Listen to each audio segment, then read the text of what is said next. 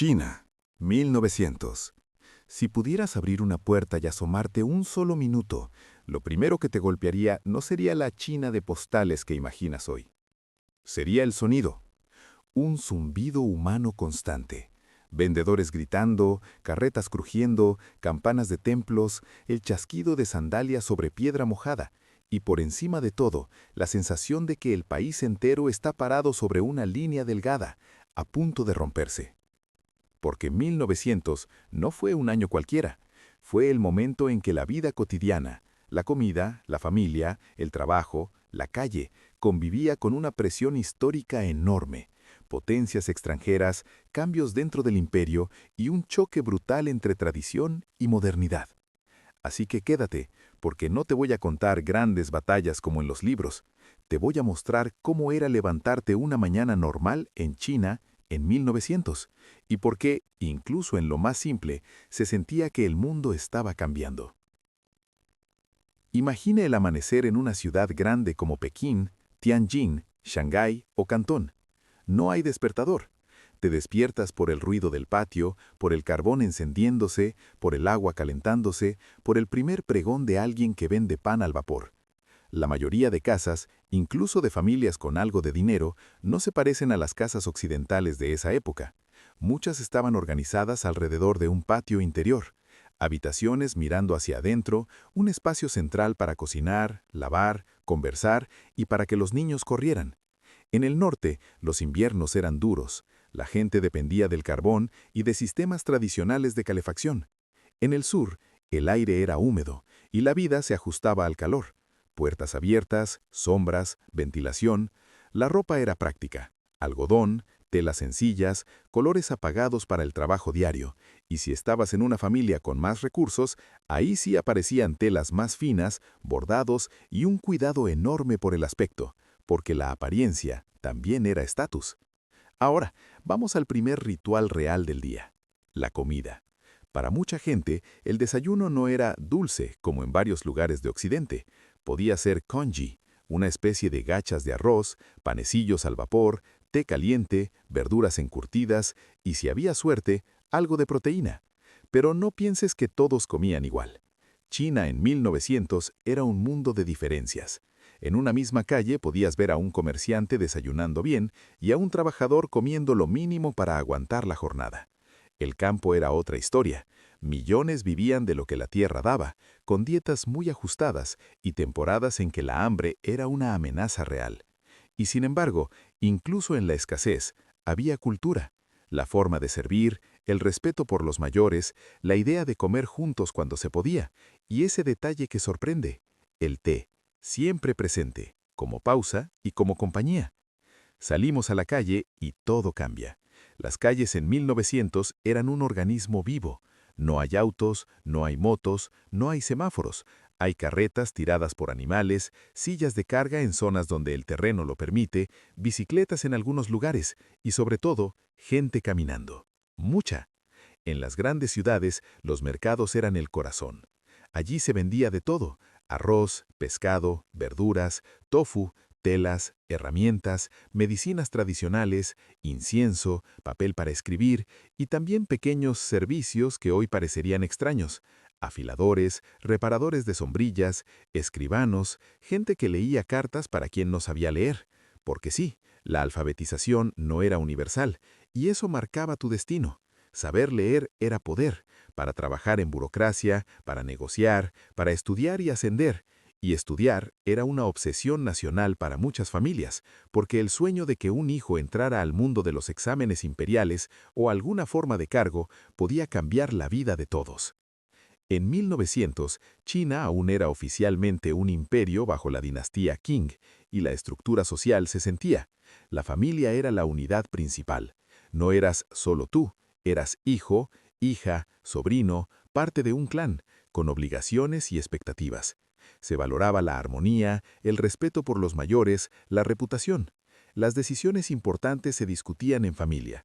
El matrimonio, muchas veces, no era romántico al estilo moderno, era una alianza, un acuerdo social, una construcción de estabilidad.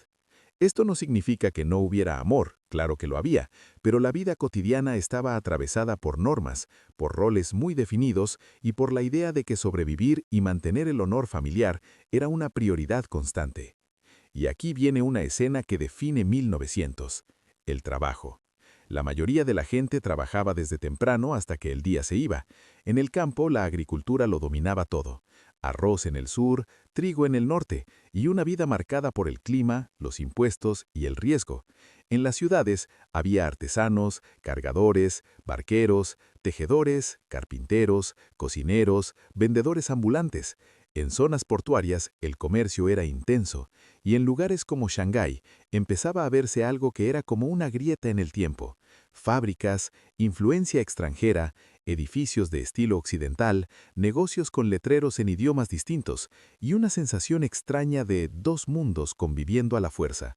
Un barrio podía sentirse profundamente chino, con templos y callejones, y a pocas cuadras otra atmósfera con reglas y estética importadas. Ahora, escucha esto con cuidado. 1900 fue un año especialmente tenso. Había resentimiento contra la presencia extranjera y contra lo que muchos veían como humillación. Y en medio de esa tensión, la vida seguía. Eso es lo impactante. Mientras en las conversaciones se hablaba de impuestos, de dificultades, de rumores, la gente seguía yendo al mercado, seguía casándose, seguía celebrando festivales, seguía encendiendo incienso en altares familiares, seguía llevando a los niños a aprender caracteres, seguía cuidando a los abuelos. La espiritualidad era parte del día a día. Templos, rituales, respeto a tradiciones y una mezcla muy diversa de prácticas que cambiaban por región. Para muchas personas, el mundo estaba lleno de señales: buena suerte, mala suerte, augurios, fechas apropiadas para actuar y la necesidad de estar en orden con los antepasados. Ahora entremos a una casa común en una ciudad y verías cosas muy concretas: muebles simples, una mesa baja, recipientes de cerámica, canastas, ropa doblada con cuidado, tal vez un pequeño altar. La iluminación nocturna dependía de lámparas de aceite o velas. No hay electricidad en la vida cotidiana de la mayoría, y por la noche la ciudad cambia. Menos movimiento, más sombras, más silencio en ciertos barrios. Y también entretenimiento, porque sí, había entretenimiento. Casas de té donde se conversaba y se escuchaban historias, teatro tradicional con música y vestuario llamativo, narradores de cuentos que juntaban gente con una sola voz, juegos y festividades que llenaban las calles con faroles y colores cuando llegaba la fecha. La vida no era solo dureza, también era comunidad. La gente se apoyaba, el vecindario era una red real, y el chisme, sí, el chisme, era información. ¿Quién consiguió trabajo? ¿Quién se metió en problemas? ¿Quién llegó de otra provincia? ¿Quién debe dinero? Pero no podemos ignorar lo que hacía único a 1900, el sentimiento de choque cultural y político. En algunas zonas había presencia militar y tensiones abiertas. En otras había misiones religiosas y escuelas nuevas. Para algunos jóvenes, el mundo occidental era una amenaza. Para otros, era una oportunidad. Para muchos, era un misterio que traía reglas ajenas. Y en ese ambiente la pregunta que flotaba era peligrosa. ¿Qué significa ser China en un mundo donde otros quieren dictarte cómo vivir? Ese tipo de pregunta no se decía en voz alta en todos los lugares, pero existía, y se filtraba incluso en cosas pequeñas, en cómo mirabas un edificio nuevo, en cómo hablaban los comerciantes de los precios, en el miedo a los cambios o en la esperanza de que algo mejorara. Ahora cambiemos de escenario. El campo. Si de verdad quieres entender China en 1900, tienes que imaginar aldeas con caminos de tierra, casas de barro o madera según la región, herramientas sencillas, jornadas largas y una vida íntimamente pegada a la estación. La educación podía ser limitada y la medicina era principalmente tradicional. Herbas, prácticas locales, curanderos, conocimiento transmitido por generaciones. Las enfermedades eran un riesgo más alto que hoy, y eso hacía que las familias valoraran muchísimo la resistencia, la disciplina y la solidaridad. Cuando había mala cosecha, la vida podía volverse durísima, y aún así, el campo conservaba algo que la ciudad perdía: un ritmo lento, rituales comunitarios y una cercanía con la tierra que definía la identidad de millones.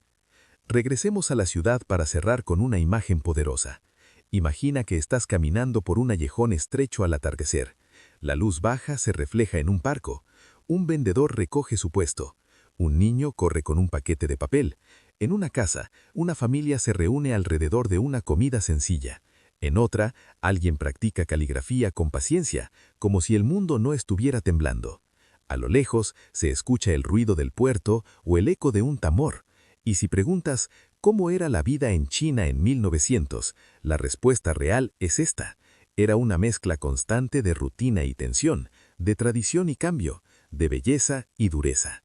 Era un país inmenso con millones de historias distintas, pero unidas por algo. La idea de que la vida no se vivía solo para uno mismo, sino para la familia, el nombre, el deber y la esperanza de aguantar un día más. Y aquí queda el gancho final.